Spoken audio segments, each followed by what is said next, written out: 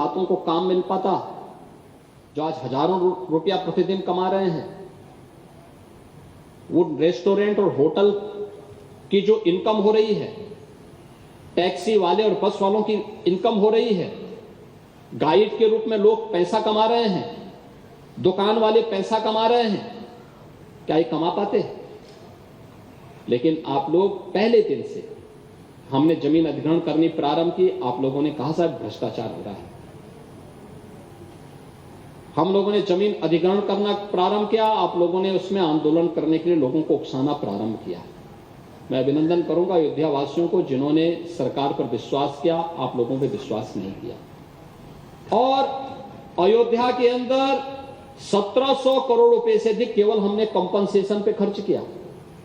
और आपने माझा, जो आपने वहां की जमारा की बात की, तो वह 14 गांवों के संबंध में है। मैं आपको स्पष्ट करना चाहूंगा कि सेना द्वारा शूटिंग के लिए उस लैंड को अधिसूचित किया गया था, लेकिन कभी उसका इस्तेमाल नहीं किया गया और उसको डिनोटिफाई हमने किया है, क्योंकि वह लैंड गवर्नमेंट की लैंड थी, न्यूट्रल लैंड थी, प्राइवेट लैंड है जहां खरीद फरोख्त तो हो सकती है लेकिन कोई कॉमर्शियल एक्टिविटीज नहीं हो सकती। और वहां पे हमने मंदिर म्यूजियम के लिए उस लैंड को लिया है कि भारत के अंदर सनातन धर्म से जुड़े हुए पूरे देश के अंदर और दुनिया के अंदर जितने मंदिर हैं उन सब की शैली का एक म्यूजियम वहां पे बनने वाला है, जिससे दुनिया देखेगी कि कितने प्राचीन प्राचीन मंदिर हैं। और अयोध्या में कोई आएगा तो अयोध्या में राम जन्मभूमि के साथ साथ उसको कुछ अन्य स्थल भी देखने को मिलेंगे। और इसके लिए डी नोटिफाई किया है, कोई कॉमर्शियल एक्टिविटीज के लिए नहीं किया है। ये कहना कि इसको किसी को दे दिया है, मुझे लगता है गुमराह करने वाली बात होगी और ये तथ्यों को शरारतपूर्ण तरीके से छेड़छाड़ करने वाली स्थिति होगी। महोदय, उत्तर प्रदेश के पहले दिवस पर हम लोगों ने ओडीओपी की योजना घोषित की थी।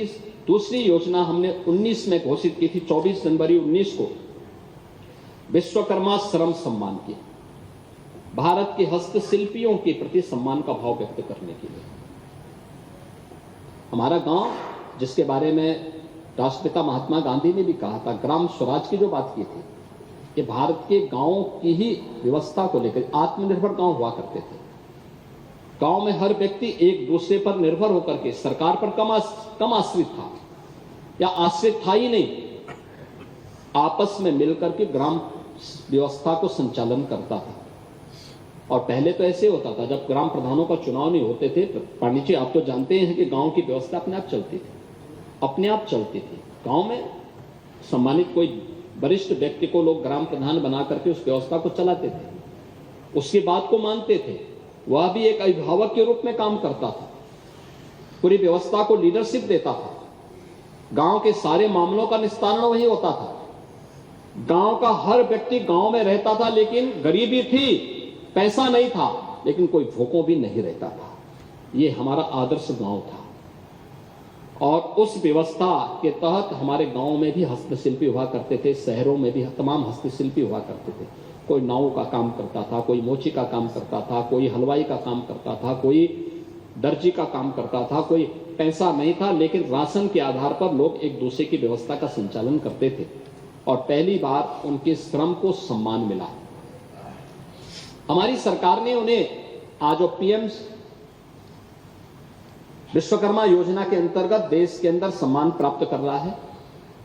हमने 19 में इस स्कीम को लागू किया था और 16 कैटेगरी तय की थी, जिसमें हम लोगों ने राजमिस्त्री से लेकर के, बढ़ई से लेकर के, नाव से लेकर के, लोहार से लेकर के सभी हस्तशिल्पियों को पहचान करके इनकी निश्चित ट्रेनिंग करा। तो महाकुंभ पर अफवाह फैलाने वालों पर मुख्यमंत्री योगी आदित्यनाथ बरसे, जिसके मन में जो था उसे वैसी चीजें दिखाई दी। सीएम योगी ने कहा, आपने कहा कि एक जाति विशेष को वहां जाने से रोका गया, किसी जाति को रोका नहीं गया था। हम लोगों ने तो कहा था जो सद्भावना से जाएगा वो सम्मान से कुंभ में जाए, लेकिन जो सद्भावना से नहीं दुर्भावना से जाएगा तो उसकी दुर्गति भी होगी जरूर अगर उसने कुंभ में अव्यवस्था पैदा करने का प्रयास किया। हाँ, हमने आपकी तरह आस्था के साथ खिलवाड़ नहीं किया, समाजवादी पार्टी की तरह आस्था के साथ खिलवाड़ नहीं किया। आपके समय में मुख्यमंत्री को फुर्सत नहीं थी कि उस आयोजन को देख सकें, उसकी समीक्षा कर सकें, और इसलिए उन्होंने एक नॉन सनातनी को कुंभ का प्रभारी बनाया था। मैं अध्यक्ष महोदय वह चित्र लेके आया हूं। ये देखिए, एक बहू है, अपने सास को पीठ पर लाद करके जा रही है महाकुंभ स्नान करने।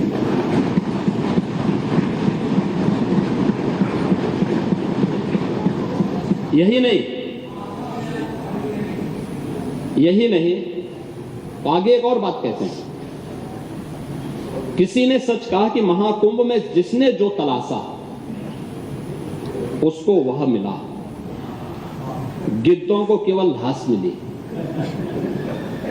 सूअरों को गंदगी मिली, संवेदनशील लोगों को रिश्तों की खूबसूरत तस्वीर मिली, आस्थावानों को पुण्य मिला, सज्जनों को सज्जनता मिली, गरीबों को रोजगार मिला, अमीरों को धंधा मिला, श्रद्धालुओं को साफ सुथरी व्यवस्था मिली, पर्यटकों को अव्यवस्था मिली, सद्भावना वाले लोगों को जाति रहित व्यवस्था मिली, भक्तों को भगवान मिले। मतलब सबने अपने स्वभाव और चरित्र के अनुसार चीजों को देखा। एक ही घाट पर सभी जाति वर्ग के तीर्थयात्री स्नानार्थी बिना किसी भेदभाव के नहाते रहे। सनातन की सुंदरता आखिर समाजवादी और वामपंथियों को कैसे नजर आएगी, लेकिन इनके द्वारा लगातार किए जाने वाले प्रश्न इनकी नियत को ही संदेह के दायरे में खड़ी करती है। आप लोग भाषण बहुत देते हैं,